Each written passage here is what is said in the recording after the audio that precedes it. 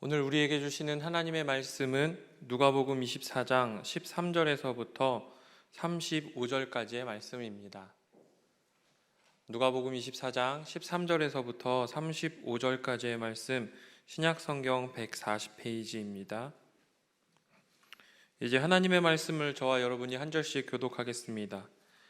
그날에 그들 중 둘이 예루살렘에서 25리 되는 엠마오라 하는 마을로 가면서 이 모든 된 일을 서로 이야기하더라.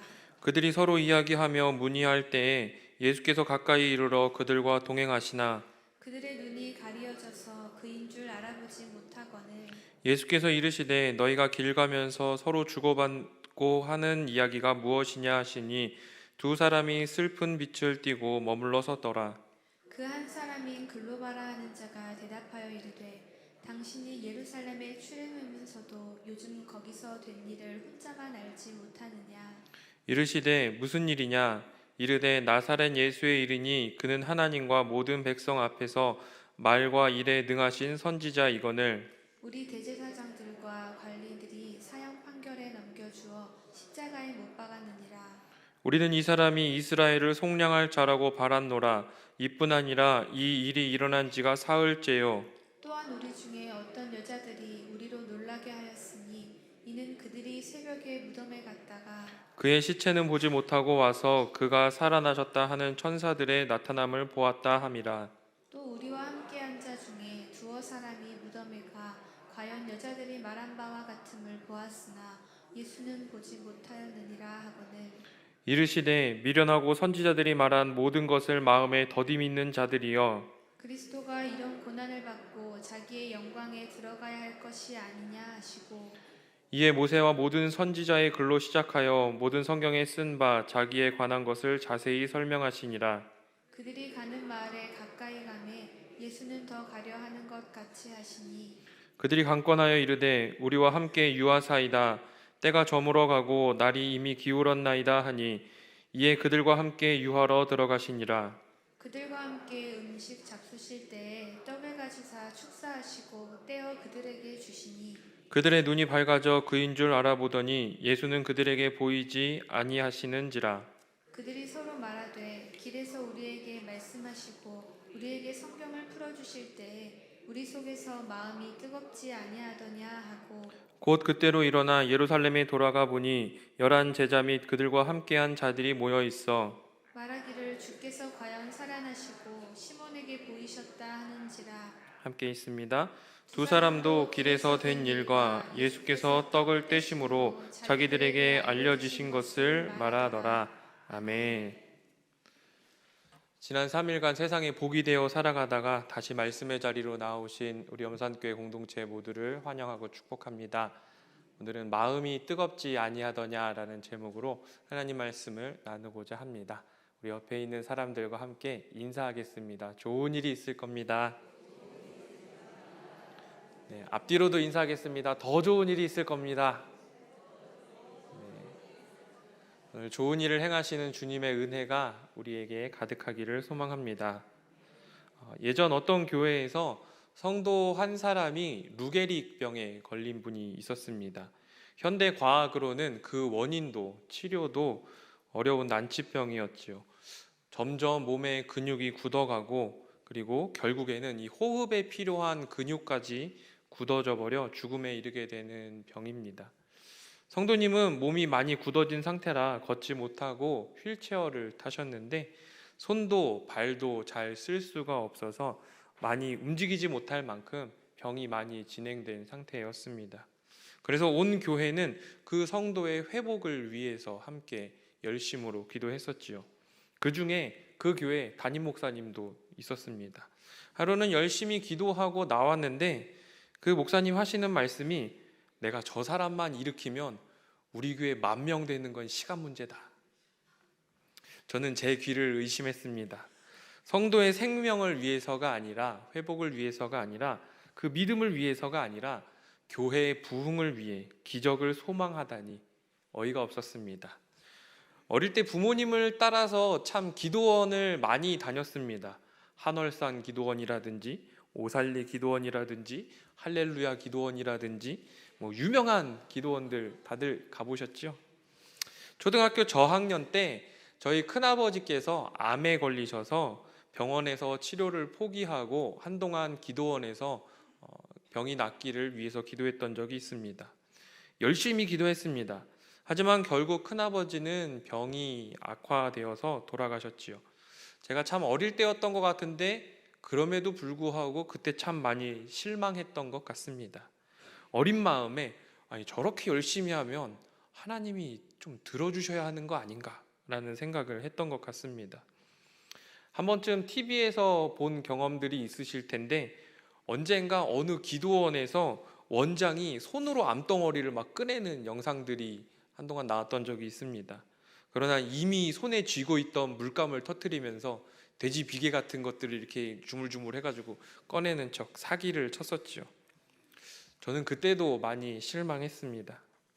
오늘 말씀에도 크게 실망하고 낙심한 두 사람이 등장합니다. 우리가 흔히 엠마오로 가는 두 제자라고 부르는 사람들이지요. 그런데 여담이긴 하지만 네이버나 구글에서 엠마오로 가는 두 제자라고 검색을 해보면 90% 이상 예수님과 함께 걷는 남성 두 명을 그림으로 그립니다. 그중 한 사람의 이름은 오늘 말씀에서 이름이 나온 것처럼 글로바라고 하는 사람입니다. 이 글로바라는 사람은 예수님의 제자인 작은 야고보와 요셉의 아버지였지요.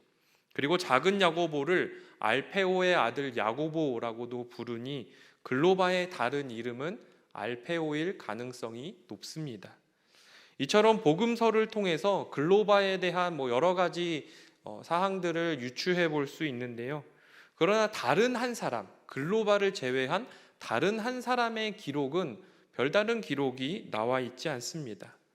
어쨌든 이들은 예수님의 12 제자는 아니었지만 누가복음에 나오는 70인의 제자 중에 한 사람이었을 것으로 여겨집니다. 이 두 제자에 대한 학설 중에 둘을 부부로 보는 학설이 여럿 있었는데요. 요한복음 19장 25절에는 이렇게 기록되어 있습니다. 말씀을 PPT로 띄워주시겠어요? 예수의 십자가 곁에는 그 어머니와 이모와 글로바의 아내 마리아와 막달라 마리아가 섰는지라.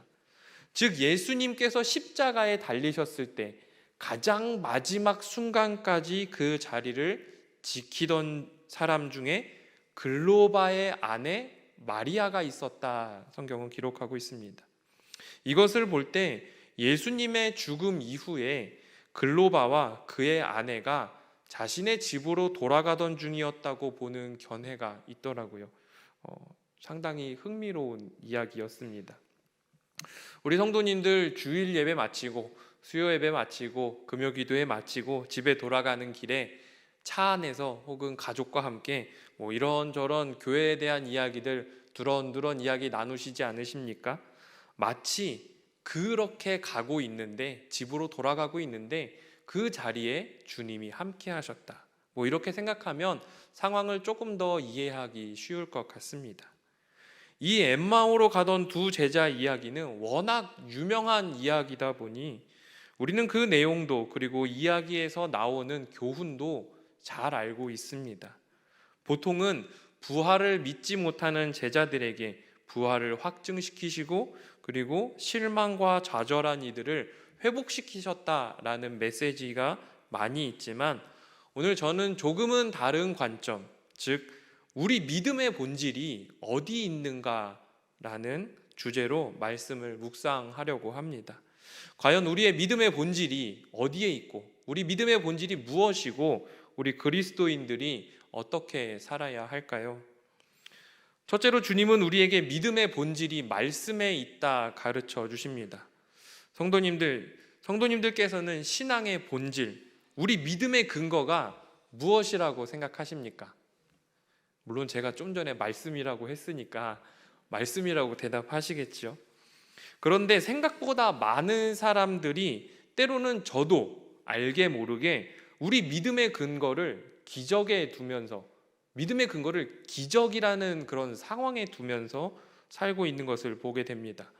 보지 못하는 자가 보고 듣지 못하는 자가 듣고 말을 못하던 사람이 말을 하고 병에 걸린 사람이 일어나고 죽었던 사람이 살아나는 것, 보리떡 5개와 물고기 2마리로 5,000명이 넘는 사람들이 먹고도 남는 것, 예수께서 풍랑을 잠잠하게 하시고 귀신을 내쫓으시는 것, 이러한 기적들에만 집중하며 그것을 믿음의 본질로 착각하며 사는 사람들이 참 많이 있더라는 것이지요.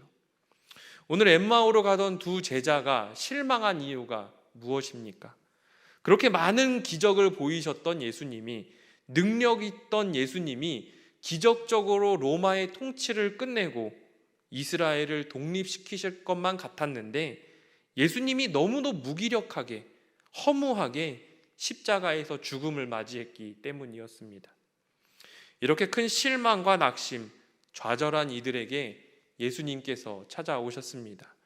물론 이들은 22절에서 24절까지의 말씀을 추측해 보건대 예수님의 부활 소식을 듣기는 들었던 것 같습니다.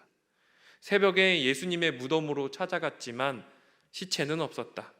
천사들이 나타났다는 이야기를 들었습니다.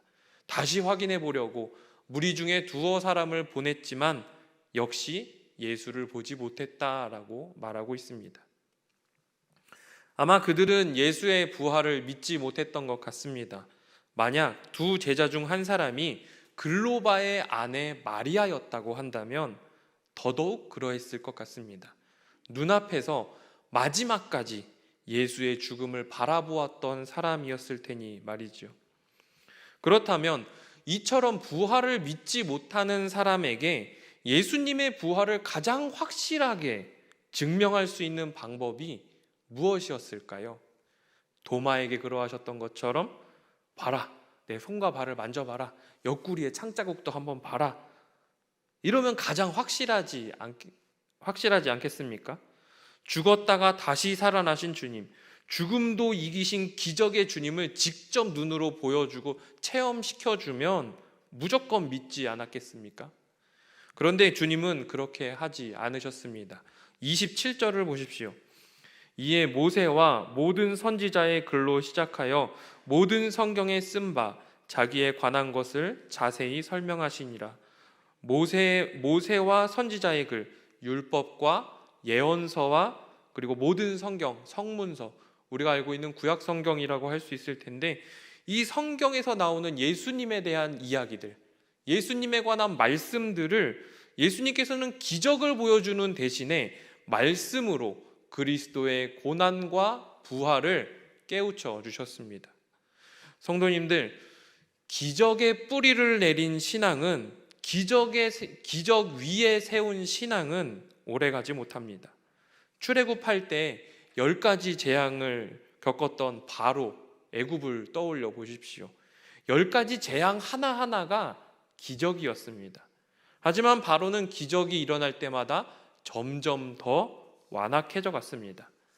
광야에서 40년간 생활했던 이스라엘 민족들, 만나와 메추라기를 먹고 반석에서 물이 나오고 기적 아닙니까? 그런데 그들이 어떻게 되었습니까? 하나님을 원망하고 모두 다 광야에서 죽었습니다. 이스라엘 역사 속의 수많은 선지자, 예언자들의 이야기, 이것들은 기적의 연속이었습니다.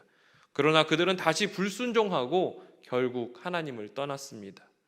예수님이 이 땅에서 보여주셨던 많은 기적들, 그 기적을 눈앞에서 보고도 가장 가까운 곳에서 예수님의 기적을 바라보았던 제자들은 예수가 잡혔을 때 다 도망갔습니다.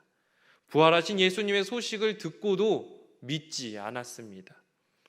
기적은 그때 그 순간만큼은 엄청난 감동과 감격이 있을지 몰라도 시간이 지나면 기적은 점점 더 무뎌집니다. 기적이라고 생각하고 감사하고 할렐루야 하고 찬양했는데 조금만 시간이 지나면 될 게 된 것 같아요. 운이 좋았어요. 이렇게 변합니다. 그러므로 성도님들, 우리 믿음의 뿌리를, 우리 신앙의 근본을 기적에 두지 마십시오. 믿음의 본질은 말씀입니다. 말씀 위에 선 신앙이 진짜입니다.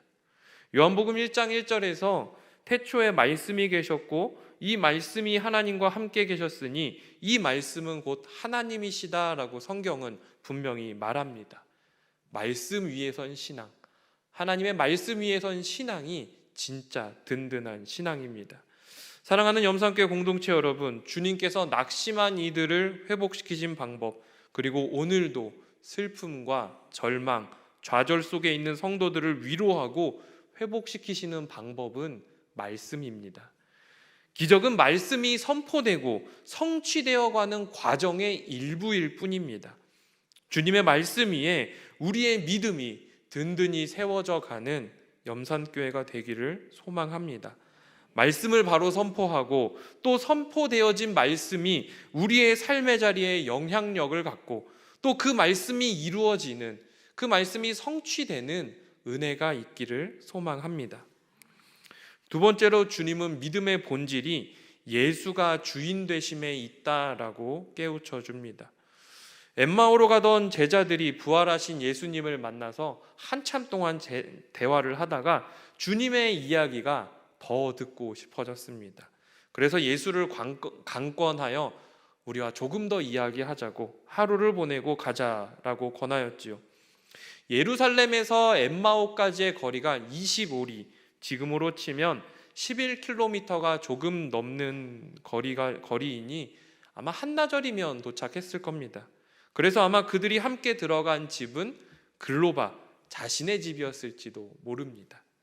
그리고 그들과 함께 음식을 잡수실 때에 떡을 가지사 축사하시고 떼어주셨다라고 성경은 기록하고 있습니다. 그런데 유대인의 전통에 의하면 떡을 떼어주는 것은 주인이 할 일입니다. 손님은 주인이 주는 음식을 그냥 받아 먹을 뿐이지요. 하지만 예수님은 마치 자신이 그 집의 주인인 것처럼 직접 떡을 떼어서 제자들에게 나누어 주셨습니다. 짧은 한 절의 말씀이지만 저는 이것이 누가 주인인가를 알려주신 주님의 중요한 가르침이었다고 생각합니다. 엠마오로 가던 두 제자는 예수님의 제자라고 말했지만 여전히 자아가 살아있고 자신의 경험과 자신의 가치관이 우선이었던 사람이었습니다. 자신의 주장에 사로잡혀 있었기 때문에, 자신의 경험에 사로잡혀 있었기 때문에 다른 제자들과 여인들이 예수가 부활했다고 아무리 이야기해도 그들의 관심, 그들의 대답은 여전히 예수의 시체는 발견하지 못했다. 그 시체가 어디로 갔을까? 이것이 그들의 관심이었습니다. 때문에 부활하신 예수님을 만나고도, 부활하신 예수님의 음성을 듣고도 그들은 주님이라 생각하지 못했습니다. 두 눈으로 예수님을 보고 있으면서도 그가 예수인지 깨닫지 못했습니다. 열심히 예수님을 쫓아다녀서 믿음이 좋은 것처럼 보여도 세상 근심과 두려움이 눈을 가리고 귀를 막았기 때문에 아무리 은혜가 와서 내게 부딪혀도 그것을 좋은 소식으로 듣지 못하고 은혜로 깨닫지 못했던 것이지요. 하지만 누가 주인인가를 알려주시는 주님께서 직접 떡을 떼어주실 때 그들의 눈이 밝아졌습니다. 그리고 고백합니다. 32절을 보십시오. 그들이 서로 말하되 길에서 우리에게 말씀하시고 우리에게 성경을 풀어주실 때에 우리 속에서 마음이 뜨겁지 아니하더냐 하고, 성도님들께서는 어떤 것을 통해 마음이 뜨거워지는 것을 느끼십니까? 어떤 사람은 쌓여가는 통장 잔고를 볼 때, 누군가는 멋진 이성을 볼 때, 또 어떤 사람은 좋은 자동차를 보면 이 악셀을 확 밟았을 때 막 가슴이 두근두근 거린다고 합니다. 또는 자기가 좋아하는 취미 생활을 즐길 때 내가 살아있구나, 이런 마음이 뜨거워지는 감동을 느낀다고 하더라고요. 그런데 그런 잡다한 욕망 때문에 마음이 뜨거워지는 것은 그야말로 잠깐 우리의 마음을 끄는 것에 불과합니다. 오늘 본문에 마음이 뜨거워지는 것과는 차이가 있습니다. 그들은 예수님께서 말씀하실 때, 성경을 풀어주실 때 마음이 뜨거워졌다 고백하고 있습니다. 그리고 그 두근거림과 뜨거움을 예수가 주인이다라는 것을 깨달았을 때 그들은 확신하게 되었습니다. 예수님께서 말씀을 풀어주실 때 마음이 뜨거운 것 같았지만 몰랐거든요.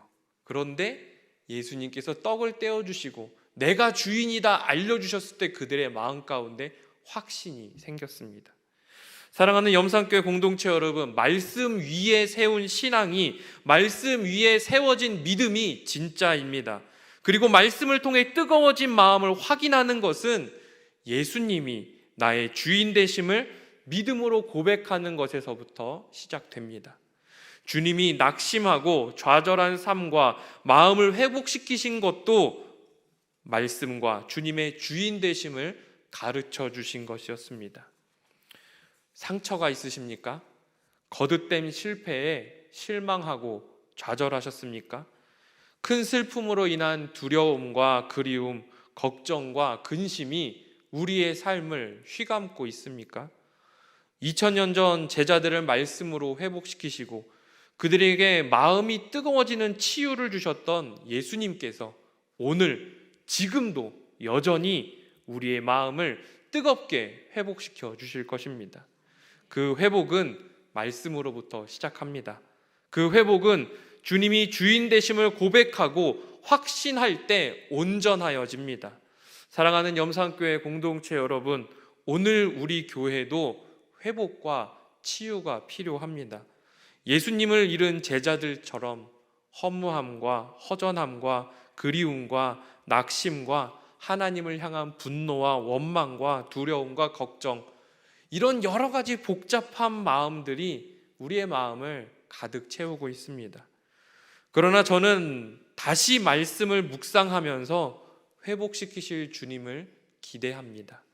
그리고 하나님 나라에 대한 희망과 부활의 소망을 가지고 살고자 합니다. 말씀을 통해 우리를 위로하시고 우리의 삶의 주인 되신 예수님이 실패했어도 넘어졌어도 모든 것을 포기하고 싶을 만큼 지쳤어도 여전히 우리와 함께 하시며 끊임없이 위로하고 계심을 느낍니다. 주님이 우리의 마음도 뜨겁게 변화시켜 주시고 우리도 회복시켜 주실 줄 믿습니다. 말씀을 정리하겠습니다. 실패와 낙심, 큰 두려움에 사로잡혀 있던 제자들에게 주님이 먼저 찾아오셨습니다. 이 헬라어 원어 성경을 보면 이들이 대화에 끼어든 주님의 말씀이 미완료라는 시제로 되어 있거든요. 이것은 그들이 자기들과 걷고 있던 다른 사람이 자기들이 걷고 있을 때 다른 사람이 자신의 뒤에 따라붙었다라는 사실을 눈치채기까지 굉장히 오랜 시간이 걸렸다고 다는 것을 알려주는 것입니다. 그들이 깨닫지 못했지만, 그들이 인식하지 못했지만 주님은 제자들과 함께 계셨습니다. 그리고 말씀을 통해 믿음의 기초가 어디 있는지, 누가 진짜 주인인지를 알려주셨습니다. 삶의 기적만을 바라고 소망하는 신앙은 쉽게 흔들립니다. 고난이 오면 쉽게 무너집니다. 하지만 말씀 위에 세운 믿음은 결코 흔들리지 않습니다. 우리의 주인 되신 예수님은 오늘도 말씀으로 무너진 우리의 마음과 우리의 삶의 자리를 회복시켜 주십니다. 부활하신 예수님을 만나 마음이 뜨거워진 제자들은 그 즉시 예루살렘으로 돌아갔습니다. 때가 저물어가고 날이 이미 기울어진 어쩌면 깊은 밤이었을지도 모릅니다. 밤길에 강도를 만날 위협도, 다시 예루살렘으로 돌아가면 예수님처럼 죽임을 당할 위험도 여전했습니다. 하지만 그들은 지체할 수가 없었습니다. 33절의 말씀처럼 곧 그때로 일어나 예루살렘으로 돌아갔다 성경은 말합니다. 예루살렘이 어떤 곳입니까? 완전한 슬픔, 철저한 실패, 두려움과 고난, 걱정, 근심으로 가득했던 곳이 예루살렘입니다. 그러나 그들은 그곳으로, 예루살렘으로 담대하게 돌아갔습니다. 우리도 예배를 마치면 말씀으로 마음이 뜨거워진 이후에 각자의 삶의 자리로 돌아가게 될 것입니다. 무너진 가정, 어려운 경제 상황, 깨어진 관계들, 이 모든 문제들이 예배 한 번 드리고 마음이 뜨거워져서 결단했다고 뜨거운 마음으로 우리가 우리의 삶의 자리로 돌아간다고는 하지만 무엇 하나 해결된 것은 없습니다. 그러나 주님은 우리도 우리의 무너진 삶의 자리, 우리의 예루살렘으로 우리를 다시 보내십니다. 그리고 우리도 말씀에 순종하여 예루살렘으로 돌아가야 합니다.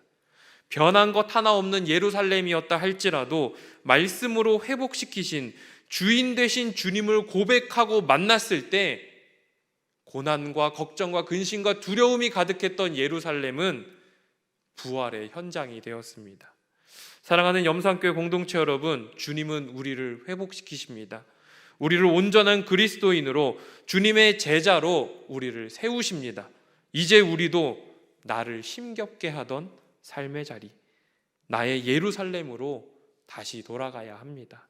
하지만 두려워하지 마십시오. 걱정하지 마십시오. 슬퍼하지 마십시오. 주님이 우리와 함께 하시기 때문입니다.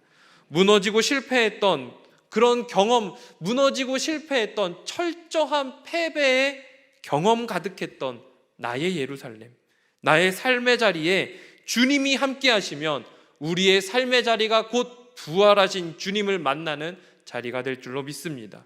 주님이 우리의 삶의 선교지로 보내실 때에 뜨거운 마음을 가지고, 주님께서 우리를 보내실 때 뜨거운 마음을 가지고 나아가 부활의 증인된 사명, 우리에게 맡겨진 선교적 사명을 열심으로 그리고 충성으로 감당하는 저와 여러분들이 되시기를 소망합니다. 기도하겠습니다. 참 좋으신 하나님, 낙심하고 무너지고 슬픈 우리의 마음도 엠마오로 가던 두 제자를 만나 회복시키셨던 것처럼 우리의 마음도 회복시켜 주시옵소서. 삶의 기적만을 바라고 놀라운 일들만을 바랐지만 그것이 우리의 진짜 믿음이 아닌 줄 깨닫습니다. 주님, 말씀으로 우리를 회복시키시고 말씀으로 든든히 세워 주시옵소서. 우리의 삶의 자리에 주님 찾아와 주셔서 우리의 삶의 중심과 삶의 주인이 예수 그리스도임을 믿음으로 고백하는 염산의 성도들이 되게 인도하여 주옵소서. 또한 우리를 주님께서 다시 우리의 삶의 자리로 보내실 때 담대함과 또한 믿음을 가지고 우리에게 맡겨진 삶의 자리로 나아가는 모든 염산의 성도들, 삶의 선교지로 보내신 선교사로서의 사명을 잘 감당하는 우리 모두가 되게 인도하여 주옵소서. 예수님의 이름으로 기도합니다.